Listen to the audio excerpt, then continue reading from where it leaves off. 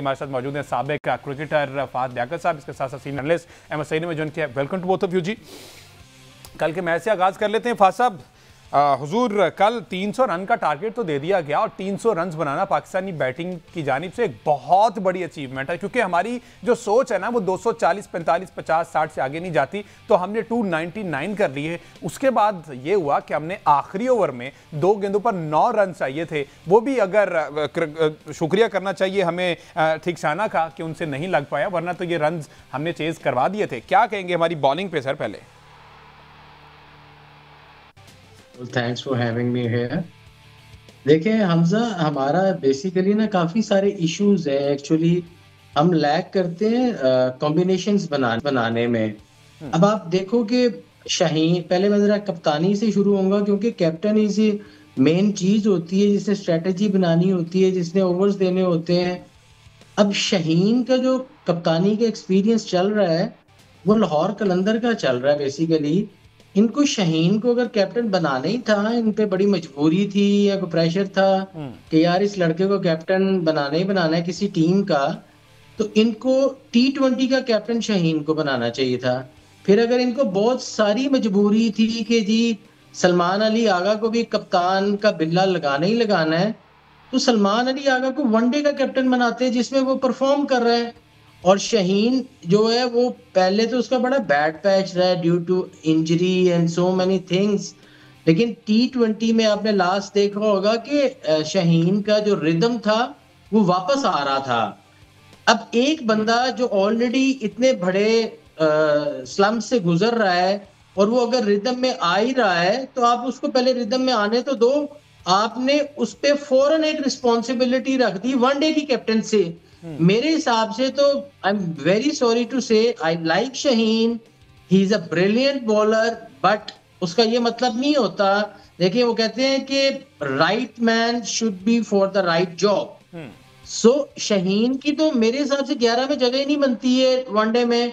आपने उसको कप्तान बना दिया है। Same goes with Salman Ali Agha, उसकी T20 की 11 में जगह नहीं बनती, आपने उसको T20 का कप्तान बना दिया है। तो बेसिकली जब प्लेयर को ना अंदर से भी पता होता है, प्लेयर की भी एक गट फीलिंग होती है, प्लेयर को पता होता है कि यार मेरी जगह नहीं बन रही है और मुझे फिर भी ये रिस्पॉन्सिबिलिटी दे दी गई है, तो उस थिंकिंग को लेके जब प्लेयर चलता है ना ग्राउंड के अंदर, तो वो टू मच ऑफ प्रेशर होता है उसके ऊपर, उसकी अपनी परफॉर्मेंस का प्रेशर होता है, फिर पाकिस्तान को जिताने का प्रेशर होता है। तो बेसिकली आप अपने लड़कों को खुद फंसा रहे हो। मुझे तो नहीं समझ आ रही कि रिजवान के साथ क्या इंटरनल मामला इनका हुआ कि हमने महल है कितने सालों बाद साउथ अफ्रीका को जाके साउथ अफ्रीका में सीरीज हराई, ऑस्ट्रेलिया को ऑस्ट्रेलिया में हराई, आपने रिजवान को क्यों चेंज किया है? यही तो सवाल रिजवान का बनाने होता है पड़ते कि हैं। भाई मुझे बताया तो जाए कि आखिर मैंने किया क्या है। मैं साउथ अफ्रीका में सीरीज जितवा के दी, ये मेरा कसूर है? या ऑस्ट्रेलिया में मैंने सीरीज जितवाई 22 साल के बाद, ये मेरा कसूर है? लेकिन PCB जो है वो जवाब देने को तैयार नहीं। उन्होंने कहा कि जनाब जस्ट वेट एंड वॉच, आपको बस हटा दिया गया है। और शाहीन शाह अफरीदी ने कहा था कि उन्होंने खुद स्टेप डाउन किया। नहीं, गलत कहा है शाहीन ने। वो क्यों स्टेप डाउन करेगा? बेसिकली अब मैं तो कुछ जाहिर है क्रिकेट का हिस्सा हूँ 20-25 साल से, मैं इनकी सारी इंटरनल पॉलिटिक्स को समझता हूँ। ये क्या कर रहे हैं क्या नहीं कर रहे हैं। इन लड़कों ने ना बेसिकली सबसे जो हमने टीम की बर्बादी की थी ना, हमें जो सरफराज को या शुएब मलिक को अभी लेके चलना चाहिए था, और उसके उनके साथ साथ एक कैप्टन को ग्रूम किया जाता। आपने एकदम सरफराज से कप्तानी छीनी, आपने बाबर को दे दी। बाबर ने फिर, क्योंकि बाबर परफॉर्मर था और उन दिनों में फॉर्म लगी हुई थी, बाबर ने अपनी बादशाहत समझ ली और वो अपनी बादशाहत चलाता रहा, जिसकी वजह से उसका और शाहीन के डिफरेंसेस पैदा होते गए। फिर आपने सोने पे सुहागा किया, आपने बाबर को हटा के शाहीन को कैप्टन बना दिया। ऑब्वियसली वो एक बहुत बड़ी दरार आई है जो आज तक फिल नहीं हुई है। उसके बाद आपने शाहीन को उतार के फिर बाबर को बना दिया, आपने फिर बाबर को उतार दिया। मतलब मैंने तो यार 25-30 बल्कि 35 साल हो गए मुझे क्रिकेट से इन्वॉल्व, वो मेरी फैमिली की बहुत सारी तो फिर तो आपको इन्वॉल्वमेंट है। डेफिनेटली पता होगा मैंने कि 90s के बाद से सारी जो है वो पॉलिटिक्स ही चली है। तब तक हमने देखा कि मेरिट पे सारी चीज़ें होती रही, उसके बाद लेग पुलिंग का बहुत ज़्यादा रुझान रहा पीसीबी में। अहमद सईद साहब, फाज साहब तो कह रहे हैं कि जनाब ये तो वाइस वर्सा हो गया, जिसको T20 का कप्तान हो चाहिए था उसको ODI का बना दिया, ODI वाले को T20 का बना दिया। शाहीन की रिसेंट पास्ट में तो परफॉर्मेंस उस तरह की है नहीं है, वो ऑलरेडी स्ट्रगल कर रहे हैं अपनी परफॉर्मेंस को लेकर, अपनी बॉलिंग को लेकर। बैटिंग में तो चले वो खुद को ऑलराउंडर कहते हैं, बट वो हमें भी पता है कि वो ऑलराउंडर नहीं है। तो इस सूरत हाल में कप्तान पे ऑलरेडी प्रेशर होता है, एक तो कप्तानी का प्रेशर, दूसरा आपकी अपनी कोई परफॉर्मेंस ही नहीं है, तो ऑन व्हाट बेसिस आप कैसे लीड कर सकते हैं पाकिस्तान को? आगे चल के आपके लिए तो खासी मुश्किल होने वाली है। देखें, शाहीन को किसने जबरदस्ती मुसल्लत किया पाकिस्तानी टीम के ऊपर? पाकिस्तान क्रिकेट बोर्ड ने बिठाया ना। और जाहिर है कि पाकिस्तान क्रिकेट बोर्ड में जो लोग बैठे हुए हैं वो भी जहन में रखते ही होंगे किस प्लेयर की क्या परफॉर्मेंस है, क्या उसकी कारकर्दगी है। प्रॉब्लम यह है कि जब हम मेरिट्स की बात करते हैं ना, तो मेरिट्स तो वहाँ होते हैं जहाँ पर ये तयन किया जा सके कि जो लोग वहाँ पर काम कर रहे हैं वो मेरिट्स का तहफ़्फ़ुज़ कर पाएंगे। जो लोग खुद मेरिट पर नहीं आए हैं वो आगे फैसले क्या मेरिट पर करेंगे? शाहीन अफरीदी को जिन लोगों ने अपॉइंट किया वो मेरिट पर आए हैं। सलमान अली आगा को जिन लोगों ने अपॉइंट किया वो मेरिट पर आए हैं। तो जब उन लोगों का ही मेरिट फॉल्टी है जिसके मुताबिक उन्हें टीम बनानी है, तो वो आगे फैसले क्या करेंगे? यही फैसले करेंगे।